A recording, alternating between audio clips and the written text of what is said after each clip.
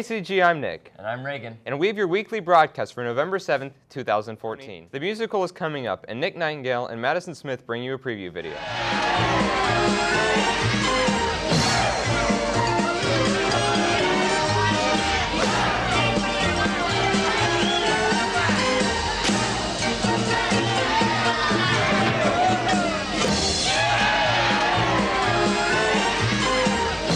So far, great.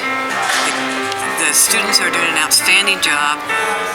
It's a lot of fun, and I think people are going to be very surprised and happy when we put this thing together. Belly up to the bar, boys, let your money be seen. Only drink by day or night or somewhere in between.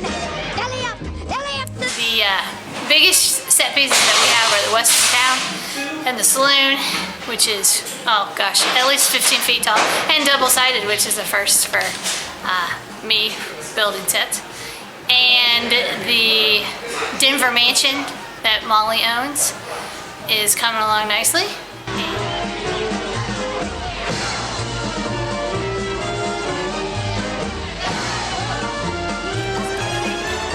I really like Belly Up because it's a big dance number.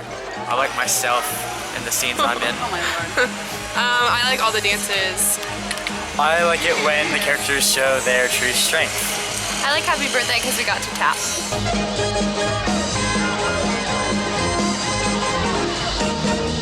But this year we're doing The Unsinkable Molly Brown, so the theme of it is a little bit more Western, more, down in the ground, more honky-tonk, so it's a lot of fun. Just getting all the students involved and cleaning choreography and lines and sequences and everything like that, but for the most part everything's going really well.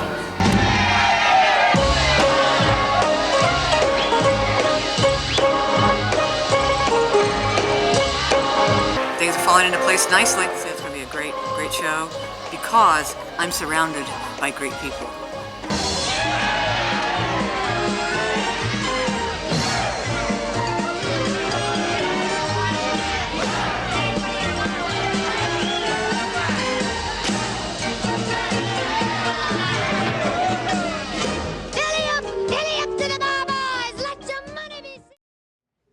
Next up, Alex Kinney has a Students of the Month video for October's Students of the Month.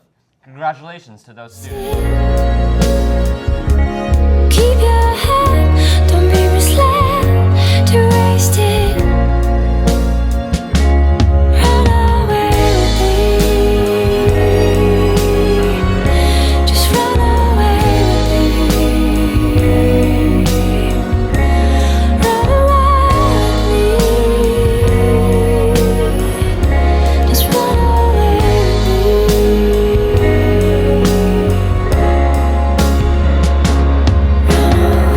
I don't know what to do about this anymore. Sometimes I forget I'm alive, and then it hits me in the night when I realize it's too dark and it's too light and it's too loud and it's too bright and it's too hard and too long to be on your own. So run away.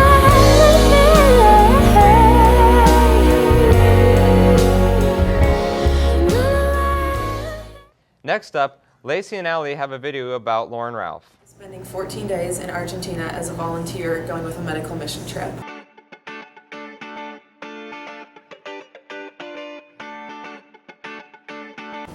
I'll be rotating through the hospital and helping different doctors during the 14 days, and I get to interact with patients and watch the surgeries. During my time there, I'll be living with a host family. It's going to be my first trip out of America and also my first time flying alone.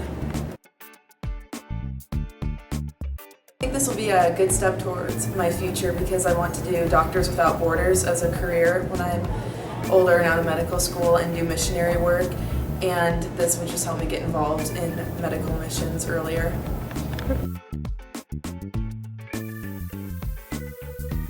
I'll be paying for my airfare and food while I'm living there, and if you'd like to donate, I have a website set up.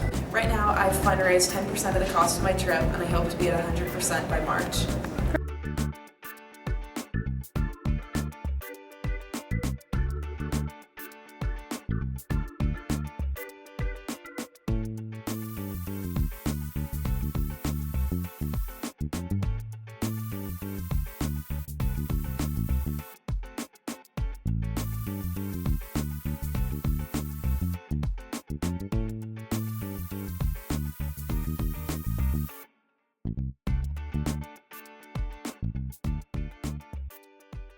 Tony Robinson has a video about scheduling forms, which are due today in guidance. I think the first question was, how long does it take to do a student schedule? And that's kind of a process in our scheduling forms.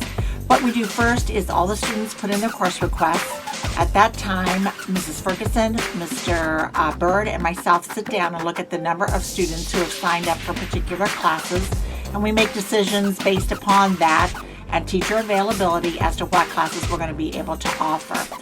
At that time, the actual computer does the schedule building for us. So time-wise, it's a long process, but after the computer is working, it's a matter of seconds before a student's schedule can be generated.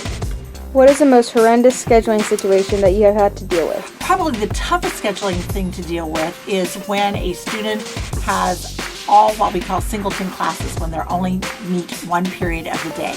And trying those to get those all to fit together is like a puzzle. And that's probably one of the toughest and one of the hardest things, because the kids are disappointed and I'm disappointed that I can't make the puzzle work. What do we do if our schedule is messed up? The best thing to do, honestly, is to email your counselor. Sometimes signing up on the clipboard is, good as well. Oftentimes, though, it's an easy fix, and sometimes if you just email your counselor, they can get it fixed for you pretty quickly. Is making schedules a year-round thing? Yes, it is.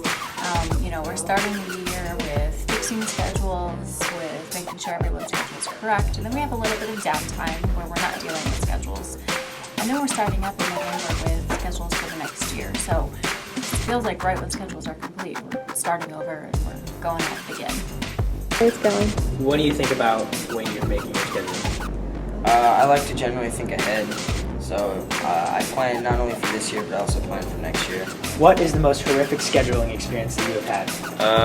This year I had 10 classes that were normal for the first 2 weeks, and then after the first 2 weeks I had 10 completely new classes with different teachers. Do you have any tips to give new students about scheduling or picking classes? Tips I would give is definitely pick classes you're interested in, because if you pick classes that you don't like, then or not interested in, then you'll just have a bad time.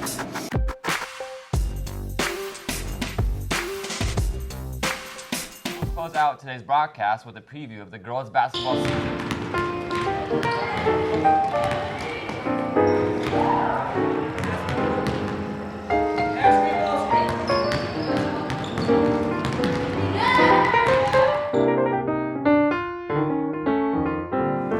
I would say Franklin Central.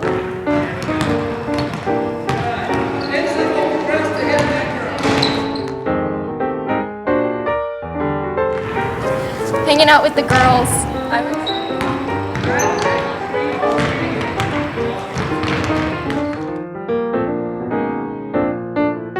I would say outright McChamps, county champs, and getting out of sectionals.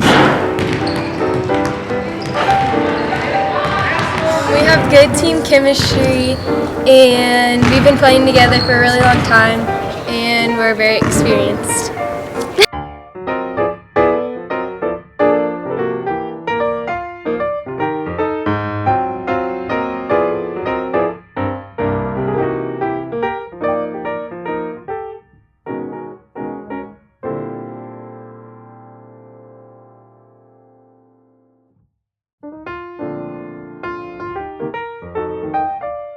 Be sure to come out for the season opener for girls basketball on November 11th at Southport.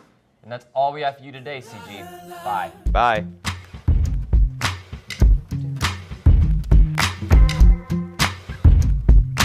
I